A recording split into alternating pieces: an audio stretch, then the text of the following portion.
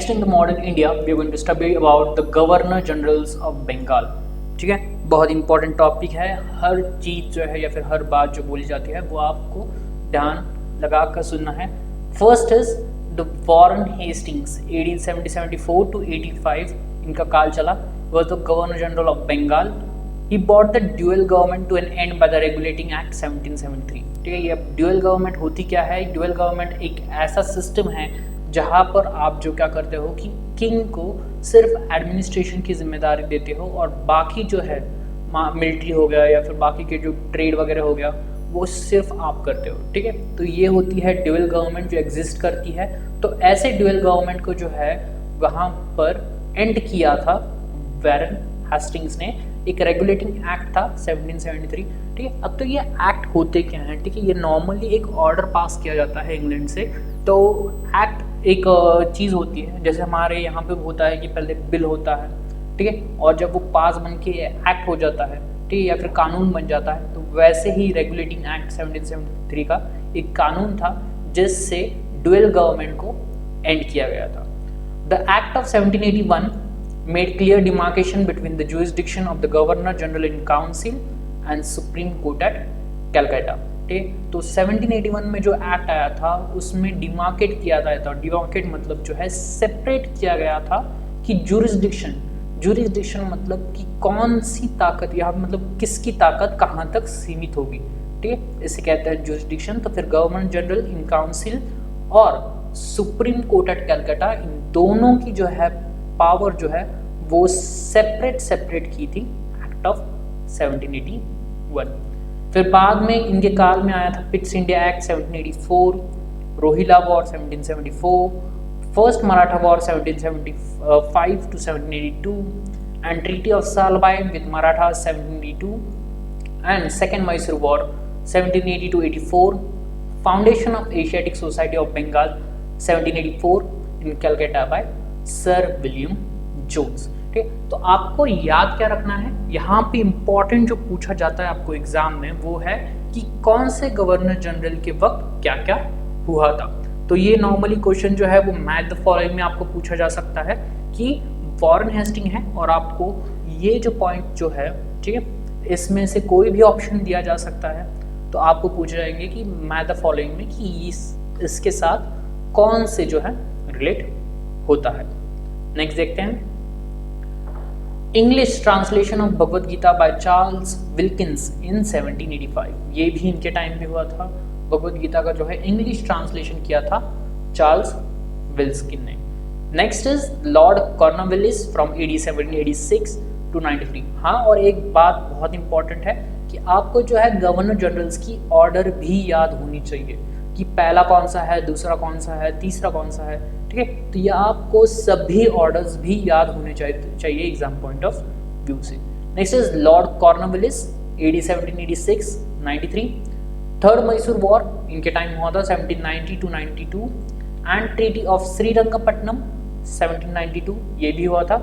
Introduce permanent settlement in Bengal and Bihar 1790।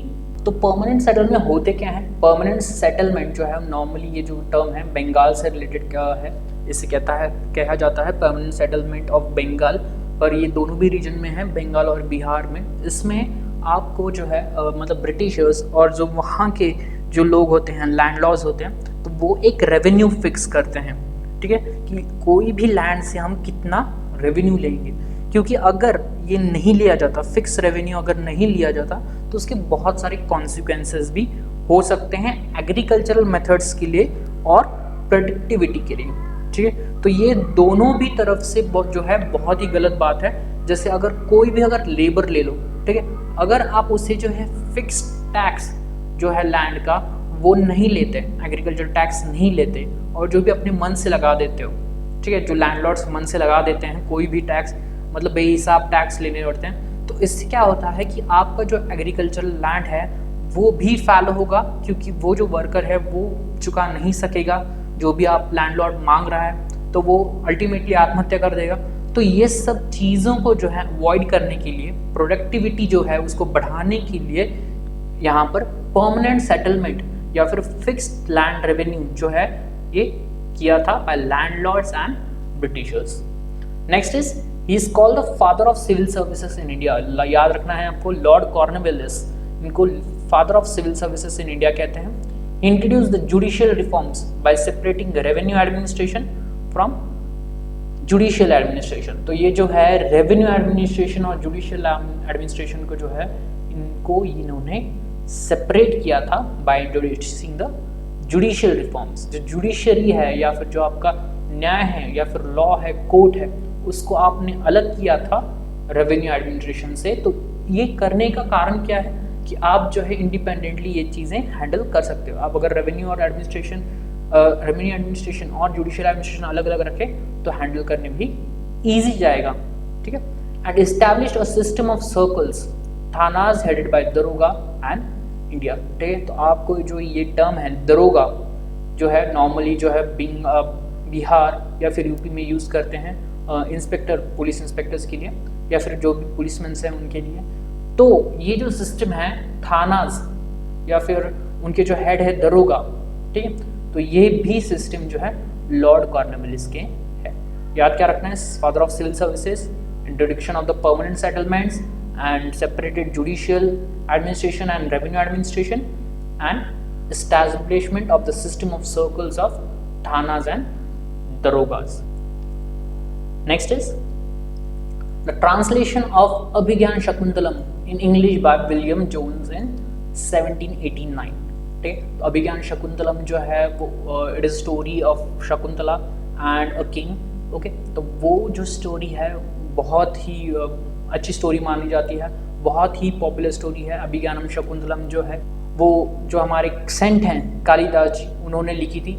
तो इसको भी इंग्लिश वर्जन में कन्वर्ट किया था बाय विलियम जोन्स। आपको और एक जो यहाँ पर था Bhagavad Gita by Charles Wilkins ने की थी, और अभिज्ञानम शकुंतलम जो है वो विलियम जोन्स ने किया था। Sir John Shore 1893 to 98 played an important role in introduction of permanent settlement. इन्होंने एक इम्पॉर्टेंट रोल प्ले किया था, जो है सब परमानेंट सेटलमेंट जो है पहले ही जो है कॉर्नवालिस ने स्टार्ट कर दी थी, इन्होंने इंट्रोड्यूस किया था बहुत ही बड़े पैमाने में। Next is battle of Khardah between Nizam's and Marathas. Nizam's और मराठास में बैटल ऑफ खरदा जो हुआ था वो भी सर जॉन शोर के कार्यकाल में हुआ था इन 1795। Next is the Lord Wellesley AD 1798 to 1805. Introduction of the subsidiary alliance.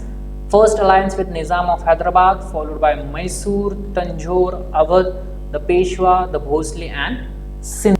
तो हम पहले समझ लेते हैं कि इसके जो है मेन प्रिंसिपल्स क्या हैं। जो हमारा सब्सिडरी अलायंस यहाँ पर शब्द आया है उसका मतलब क्या है, तो इसमें मतलब यह होता है कि कोई भी इंडियन रूलर जो है अगर वो सब्सिडरी अलायंस में एंटर हो जाता है तो उसको ब्रिटिशर्स की फोर्स जो है, ठीक है, अपने रेसिडेंट मतलब जो भी अपने स्टेट में है या फिर अपने जो किंगडम में है तो उसे वो रखनी पड़ेगी, और उसको ये भी एग्री करने पड़ेगा कि वो उनके मेंटेनेंस के चार्जेस देगा। तो ये क्या होता था, इसमें जो है रूलर जो है वो एक्सेप्ट कर लेते थे as a British as a resident in his state. तो ये सब्सिडरी अलायंस जो है बहुत लोगों ने मतलब इसमें होता था क्या कि जो है इंडियन स्टेट जो थे या फिर प्रिंसली स्टेट्स जो थे वो अपने सॉवरनिटी इसमें खो देते थे, क्योंकि आप क्या करते हो, आप ब्रिटिश फोर्स मेंटेन करते हो अपने स्टेट में, अपने किंगडम में, उनका मेंटेनेंस चार्ज भी आप ही देते हो, और इससे साबित तो यही होता है ना कि आप अपनी सॉवरनिटी जो है, ठीक है, या फिर जो आप अपनी रिस्पेक्ट है वो एक तरीके से। तो ये बहुत जगहों पर हुआ था, मैसूर में हुआ था, तंजौर, अवध, पेशवाज, द भोसलेज एंड सिंधियाज में भी ये चीज़ हुई थी। नेक्स्ट जो है ट्रीटी ऑफ बसीन 1802 and the second Maratha war इनके टाइम में हुआ था। आपको ये याद रखना है मैच द फॉलोइंग के लिए। Next is George Barlow 1805 to 7, Vellore mutiny 1806 में हुई थी, तो वो भी इनके। इसके लिए पहले जो है हम म्यूटिनी समझ लेते हैं। तो म्यूटिनी होता क्या है, mutiny is a type of rebellion और रिवोल्ट, ठीक है, जिसे गदर भी कहते हैं। तो नॉर्मली ये जो वेल्लोर म्यूटिनी हुई थी उसके बहुत सारे रीजंस हैं। फर्स्ट बिंग कि यहाँ पर जो है रिलीजियस व्यूज जो हैं हिंदू और मुस्लिम दोनों के भी यहाँ पर हर्ट हुए थे। तो यहाँ पर कहा जाता था कि जो हिंदू जो फोरहेड पे टीका या तिलक लगाते हैं, ठीक है, तो वो उनको कहा गया था ब्रिटिशर्स कि आप जो है ये नहीं लगाओगे। तो मुस्लिम्स के भी रिलीजियस जो है, जो आप क्या देखते हो कि वो रिलीजियसली जो है बियर्ड वगैरह वो रखते हैं, तो कहा गया था कि उनको ये बियर्ड वगैरह भी नहीं रखनी है, कट कर देनी है। So this was one of the reasons. उनके जो ड्रेस कोड है या फिर यूनिफॉर्म है वो चेंज हो गए थे पूरी तरीके से। जो अर्बन या फिर जो हम कहते थे कि पहले हम जो है टर्बन पहनते थे, ठीक है, तो वो टर्बन जो है वो अवॉइड करके उनको एक लेदर की हैट दी गई थी। और ये जो लेदर है वो दोनों भी रिलीजन, हिंदू और मुस्लिम में वर्जित माना जाता है, या फिर जो है माना जाता है कि ये बहुत ही बुरा होता है, ठीक है। तो इसी वजह से जो है ये वेल्लोर म्यूटिनी या फिर सोल्जर्स ने क्या किया था कि रिवोल्ट कर दिया था वेल्लोर में, तो ये है Vellore mutiny. Next is the Lord Minto one 1807 to 13 concluded the Treaty of Amritsar with Maharaja Ranjit Singh 1809. Charter Act of 1813 was passed. ठीक, यहाँ पर ट्रीटी ऑफ अमृतसर है लॉर्ड मिंटो के टाइम पे विद महाराजा रंजीत सिंह 1809 में, और चार्टर एक्ट हुआ था एक 1813 में वो पास हुआ था। तो ज़्यादा यहाँ पर कुछ है नहीं। Next is Lord Hasting 1813 to 23 Anglo Nepal war. ठीक है, एंग्लो यहाँ पर जो मीनिंग है एंग्लो का वो है ब्रिटिश या फिर इंग्लिश, ठीक है। तो ब्रिटिश और नेपाल के बीच में वॉर हुआ था जिसको कहते हैं कि एंग्लो नेपाल वॉर। और उसके बाद एंड ट्रीटी ऑफ सगोली ये भी हुई थी 1816 में। Next is the third Maratha war, तीसरा मराठा युद्ध हुआ था वही ब्रिटिशर्स के साथ इन 1817-18, dissolution of Maratha confederacy and creation of Bombay presidency. ये जो थर्ड मराठा वॉर है इसके बाद जो है मराठा कॉन्फेडरेसी या फिर जो मराठा का किंगडम है वो डिसल्यूट हो गया, मतलब टूट गया, और वहाँ पे एक नई प्रेसिडेंसी बनाई गई थी जिसे कहते हैं बॉम्बे प्रेसिडेंसी। ठीक है, अब ये प्रेसिडेंसी होती क्या है? ये नॉर्मली प्रेसिडेंसी जो है वो सीट्स होती हैं जहाँ पर हेडक्वार्टर्स बेस्ड होते हैं। तो पहले जो है मद्रास प्रेसिडेंसी थी, फिर बाद में Calcutta presidency, and after dissolution of Maratha confederacy Bombay presidency भी आई थी। Pindari war and establishment of ryotwari system by Thomas Munro in 1820। देख लेते हैं हम कि रयतवारी सिस्टम जो है उसके पॉइंट्स क्या क्या हैं। ठीक है, तो पहला जो पॉइंट है कि all the lands were claimed by the government and allotted directly to the cultivation on the basis of amount of tax they could pay. मतलब जो है गवर्नमेंट जो है कोई भी जो है लैंड दे सकता है, पूरी तरह से जो भी लैंड होगा वो गवर्नमेंट ही अलॉट करेगा आपको डायरेक्टली कल्टीवेशन के लिए, डायरेक्टली फार्मर्स को देगा वो। ठीक है, और एक अमाउंट ऑफ टैक्स जो है वो डिसाइड किया जाएगा उस पर। और इस नेक्स्ट पॉइंट जो है वो है कि farmers gain authority over their piece of land and they were free to use it in whatever way they wanted. It might be personal use, rent, sale, mortgage and lease. तो यहाँ पर ryotwari system में second point है कि जो farmers जो है पूरी तरह से अथॉरिटी में थे। ठीक है, आपकी जो जमींदारी सिस्टम में मैंने जैसे बोला था आपको कि जमींदार होते थे और वो रूल करते थे, पर यहाँ पर रयतवारी सिस्टम में जो है कि फार्मर्स को अथॉरिटी दी गई थी कि आप कुछ भी कर सकते हो उस लैंड के साथ, आप उसे बेच सकते हो, रेंट कर सकते हो, मॉर्गेज कर सकते हो या फिर लीज पे भी दे सकते हो। ठीक है, नेक्स्ट पॉइंट रयतवारी सिस्टम में ये है कि गवर्नमेंट को जो है अथॉरिटी है कि वो कभी भी जो है रेवेन्यू इंक्रीज कर सकता है, अगर वो चाहें तो कभी भी रेवेन्यू इंक्रीज कर सकता है। और next is amount of tax. ठीक है, एक टैक्स भी जो है वो देना पड़ेगा, तो वो टैक्स जो है वो रिवाइज कर सकता है गवर्नमेंट आफ्टर एवरी 30 ईयर्स।